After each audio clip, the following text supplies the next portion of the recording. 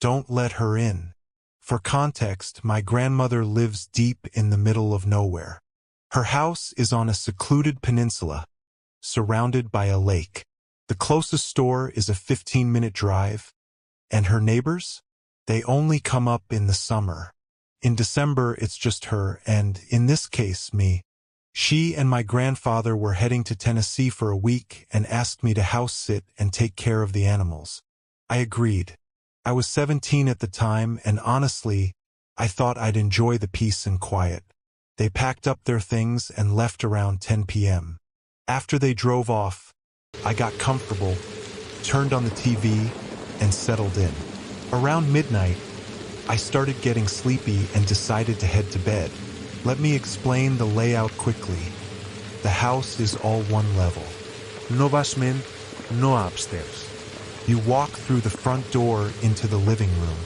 The kitchen is to the left, and to the right, on the other side of the living room, is a hallway that leads to 3 bedrooms and 1 bathroom. My room was at the very end of the hall, and from the bed, I had a clear view of the living room. I turned off the lights, went to my room, and laid down. Chula, my grandma's black lab, hopped up beside me. She's the sweetest dog you'll ever meet. Obsessively friendly. She loves people, never growls, and is always wagging her tail at strangers. She's just pure love in dog form. A few hours passed. I had just drifted off to sleep when I heard my grandmother's voice. "Leah, can you come help me?" My eyes shot open. I sat up slowly and called out, "Grandma!" No answer. "What do you need help with?" Silence. Then, a few seconds later, I heard it again, louder this time. "Leah, I need help." I thought I was dreaming. I sat all the way up, staring at the door. A few seconds passed. Then I heard a low, guttural growl. I turned to look at Chula. She had sat up straight, hair raised, staring into the hallway with her teeth bared. She growled low, deep in her throat, eyes fixed on something I couldn't see. I turned on the hallway light and peeked out. Nothing there. No movement. I walked over and looked out the window next to the bed since it faced the driveway. Her car wasn't there. I quickly shut the window and locked my bedroom door, heart pounding. This was an old house, every step creaked. I should have heard something, but there was nothing but silence. I grabbed my phone and tried to call my grandma. It went straight to voicemail. I called my mom, trying to sound calm, but my voice was shaking. I asked her if Grandma had come back for some reason. She said no. Then the knocking started, but not at the front door. It was right on my bedroom door. Heavy, slow, deliberate. And here's what chilled me to my core. The voice was still coming from the living room. "Leah, please come help me." It didn't make sense. I could hear her calling from the other end of the house while the knocks were right outside my door. She kept calling me, each time more irritated. The calmness was gone. Now it was commanding, aggressive. "Leah, let me in. I need your help. Leah, open this door."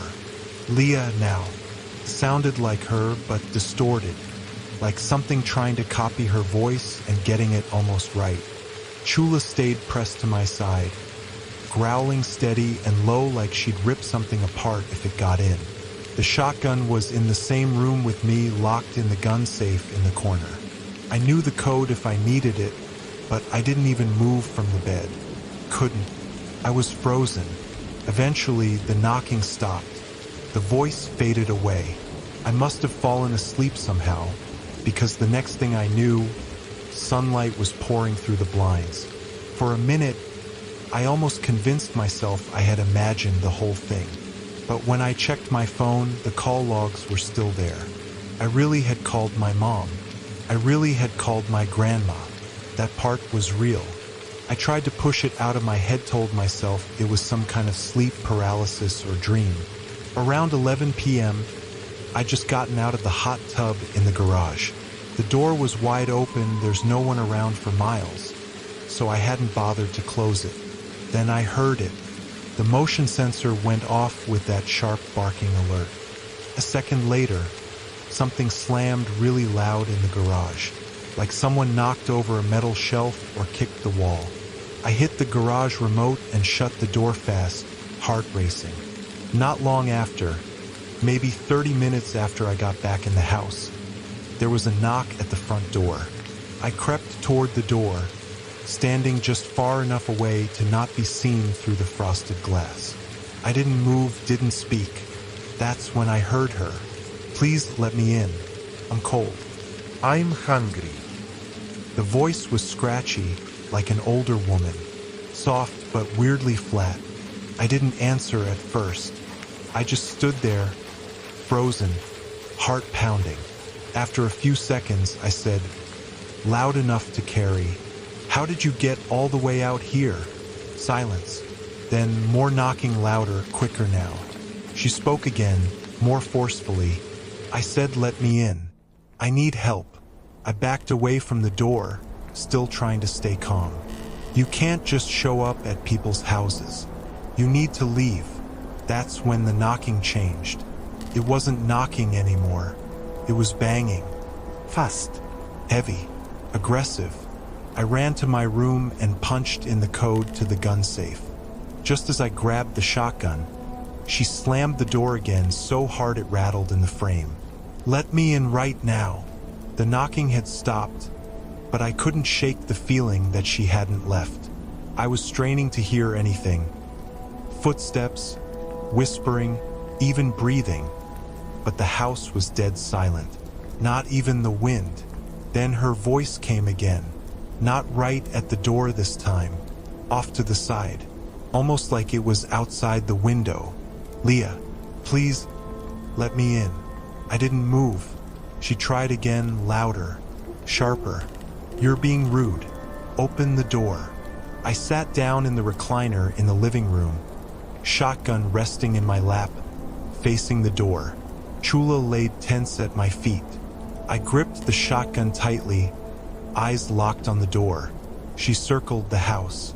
I could hear her moving from one side to the other, knocking on the kitchen door, then the garage door, then back to the front.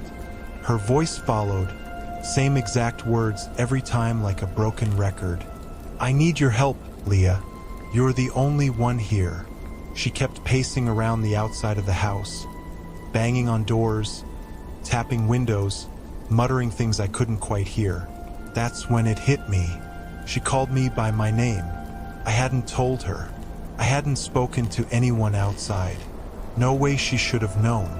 I thought if she was supposed to be here, she'd use the keypad to get inside. She'd know the code. Nobody was supposed to be here, and yet here she was. I sat in the living room holding the shotgun, watching the door, until the sky started to lighten and the birds began to sing. I never heard her leave. No footsteps. No car. No sound at all. When I stepped outside after sunrise to let the dog out, the ground was covered in a thin layer of snow, and it was untouched. No footprints. No tire marks. No trails leading to or from the doors. Nothing. Just cold, clean silence. Later that morning, I called my aunt and begged her to come stay with me. I didn't even try to explain. I just told her I couldn't be there alone another night.